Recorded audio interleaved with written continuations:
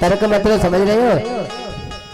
पंडित जी ने पांडाल तो खूब बढ़िया बनाया है, लेकिन जो शास्त्रीय हटका है ऐसा ही है।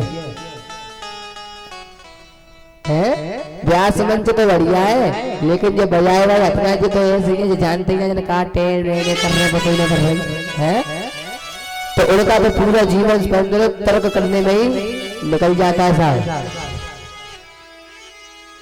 क्योंकि अगर उल्टा शब्द भी अगर बोलोगे, मरा मरा मरा भी अगर बोलोगे तो एक बार राम राम आना शुरू हो जाएगा, और नहीं तो आजमा के देख लेना शाम को।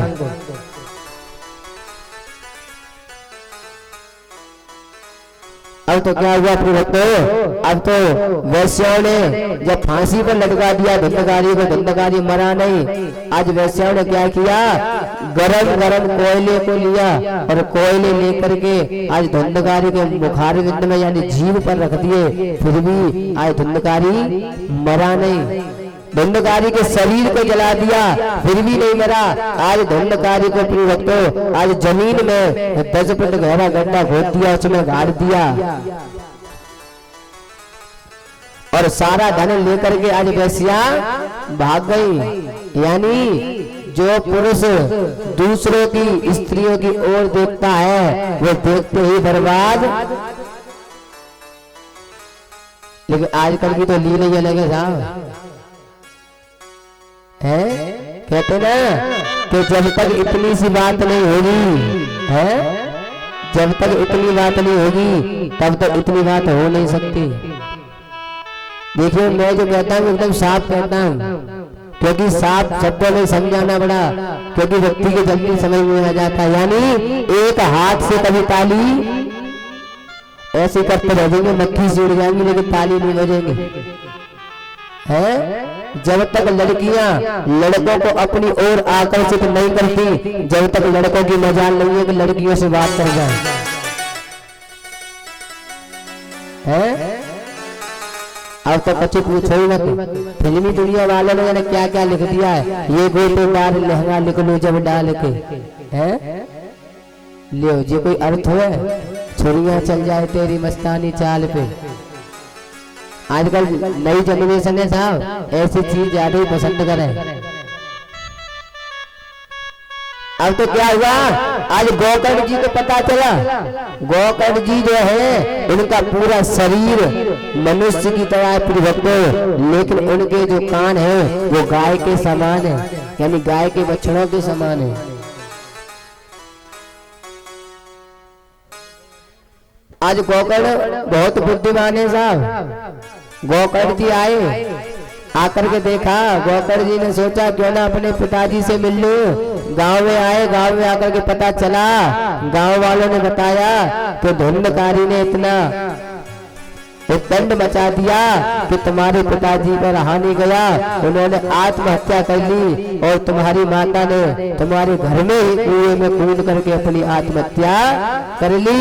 और इधर धुंधकारी को आज वैश्याओं ने जलाकर मार दिया और तुम्हारे घर में ही गाड़ दिया। और तो इधर धुंधकारी जब मर गया, आज गोकर्ण जी पहुंचे और गोकर्ण जी ने कहा कि मैं सत्कर्म करूंगा और अपने भाइयों का पिंडदान करूंगा। आज गोकर्ण जी ने प्रिय भक्तों आज गया निधि में जाकर के धुंधकारी को पिंडदान किए। शास्त्रों में लिखा है जो गया नदी में जाकर के अपने बुजुर्गों के पिंडों को दान करता है वो सीधे वैकुंठ धाम में चला जाता है। लेकिन आजकल तो साहब जमुना जी में ना करें, शमशान घाट में जाकर देख लेना, इतनी अस्थियां रखी है कि कोई लेने भी नहीं जाता। ताऊ जी ये सत्य बात है, इतनी अस्थियां चिड़ी रखी है, मटके में रखी रहती है, लेकिन उनकी राख को लेने भी नहीं आते। ये क्या है कलयुग, कलयुग के बल नाम अधारा, कलयुग के बल नाम अधारा, कलयुग के बल नाम अधारा। सुमिरो सुमिरो उतरे आवा, सुमिरो सुमिरो उतरे आवा। श्री राम जय राम जय जय राम, श्री राम जय राम जय जय लाल की। परीक्षित जी महाराज जब तक आरती की थाली तैयार कर ले आप। अब तो क्या हुआ इधर गोकर्ण जी आए, गोकर्ण जी ने आकर के कहा कि सत्कर्म करूंगा, भागवत की एक व्यास मंच बनाई। अब तो भागवत करना शुरू कर दिया। जब भागवत करना शुरू किया अब तो दंडकारी ने उद्दंड मचाना शुरू कर दिया। कभी प्रेत के रूप में आ जाए, कभी भूत बन जाए, कभी चुड़ैल बन जाए, कभी जिंद बन जाए, कभी पता ना कहाँ बन जाए। आज गोकर्ण ने जल लिया और जल लेकर के जैसे ही गोकर्ण महाराज ने आज मारा, आज दंडकारी अपने शरीर में आ गया और कहने लगा कि मैंने इतना पाप किया है कि चाहे तुम गया में मेरे पिंडदान करो, चाहे कहीं भी मेरे पिंडदान करो, लेकिन मेरा उद्धार नहीं होगा। आज गोकर्ण जी ने जैसे आज दंडकारी को आज भागवत सुनाना चाहा, आज अपने भाई से कहा कि हे मेरे भैया दंडकारी, तुम जहां कहीं भी हो वो व्यास मंच पर आके कथा सुने। अब दंडकारी आए, दंडकारी जैसे आकर के व्यास मंच में बैठे, अब तो इतनी तेज हवा आए कि हवा के साथ में दंडकारी उड़ गए। क्यों? क्योंकि दंडकारी क्या है, एक प्रेत योनि है और प्रेत योनि कितनी बड़ी होती है, केवल इतनी बड़ी, एक तिल के समान। कहते रहे जब व्यक्ति जब मर जाता है तो बहुत सी तो कहते थे जाके तो राम। हाँ, अब तो क्या हुआ, जब ऐसी बात हुई आज गोकर्ण जी ने क्या किया कि एक 7 गांठ का बांस मंगाया है। कितनी गांठ का? 7 गांठ का। और 7 गांठ का बांस ला करके आज व्यास मंच के बगल में लगा दिया और कह दिया कि मेरे भैया अब आप इस बांस के अंदर आकर के स्थान ग्रहण करो। एक दिन हुआ, जैसे पहले दिन कथा हुई, आज पहले दिन की यानी गिनती बट गई, दूसरी कथा हुई तो दूसरे दिन में गिनती बट गई। आज ऐसे धीरे धीरे भी बनते जैसे 7 दिन की कथा पूरी हुई, आज 7 ग्रंथियां फट गई और उसमें से आज दंडकारी निकल आया। और जैसे ही दंडकारी आया, आज वैकुंठ से विमान आया और विमान में आज दंडकारी बैठ करके प्रिय भक्तों आज वैकुंठ धाम में चला गया। कुछ बात समझ में आई कि नहीं?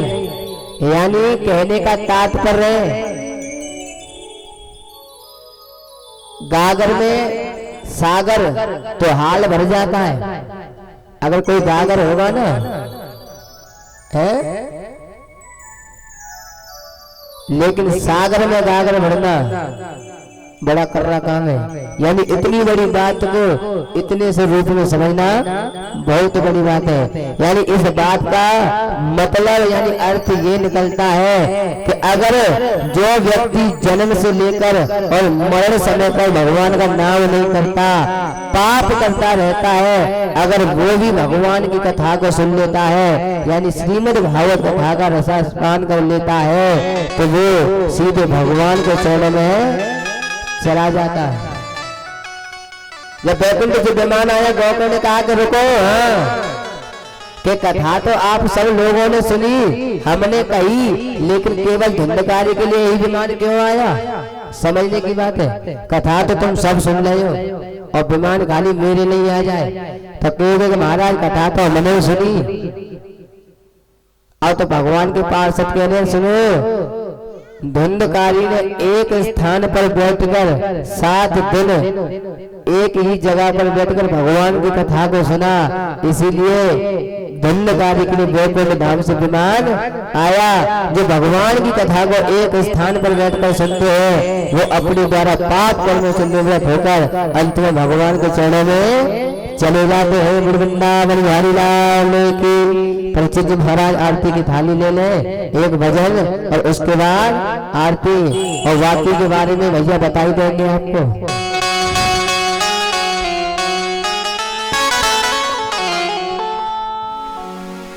जीवन तो भैया करेल कभी तो संजय कभी मेल है, जीवन तो भैया करेल कभी तो संजय कभी मेल है, जीवन तो भैया करेल कभी तो संजय कभी मेल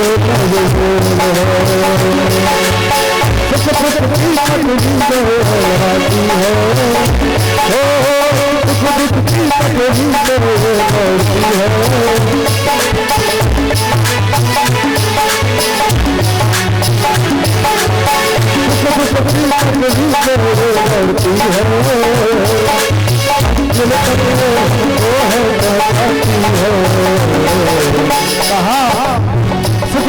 पत्नी का ये दौड़ लगाती है और मंजिल तक हमें पहुंचाती है। सांसों का इसमें जब तक फूल है,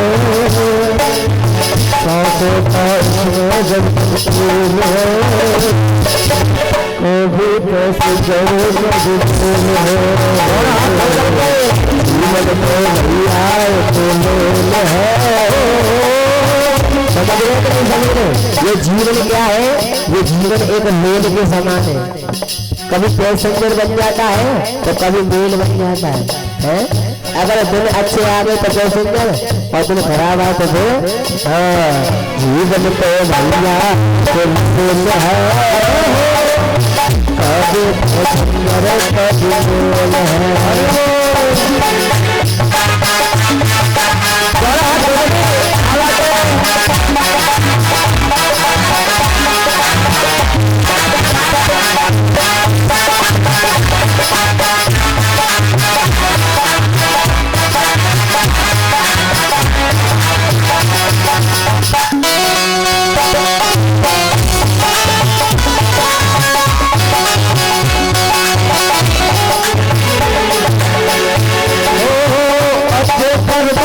टिकट कटा लेना,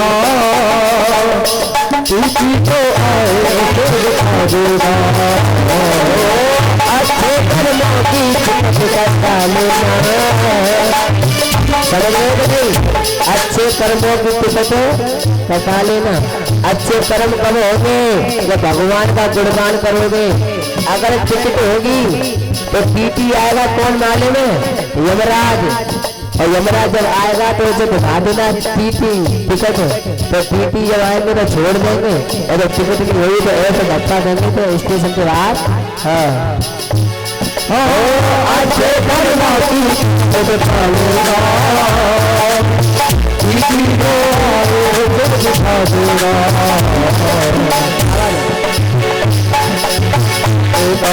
तो फूल है, बात करते है, कभी कैसे करे कभी फूल है, जीवन को भैया कभी कैसे करे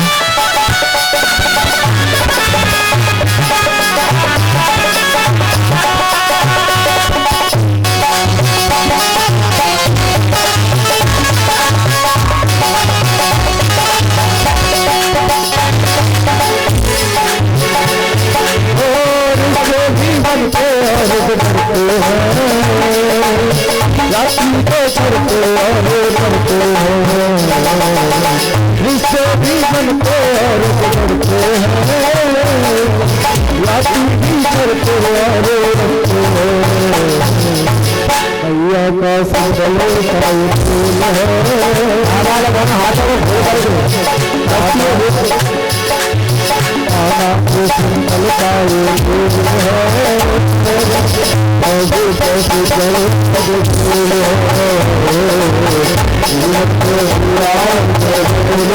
है।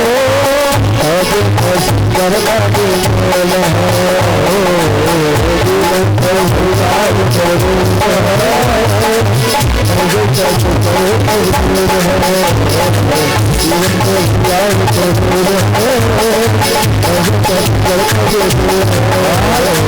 दोनों हाथ एक बार दोनों हाथ खोलो फिर उसके बाद आरती है। जीवन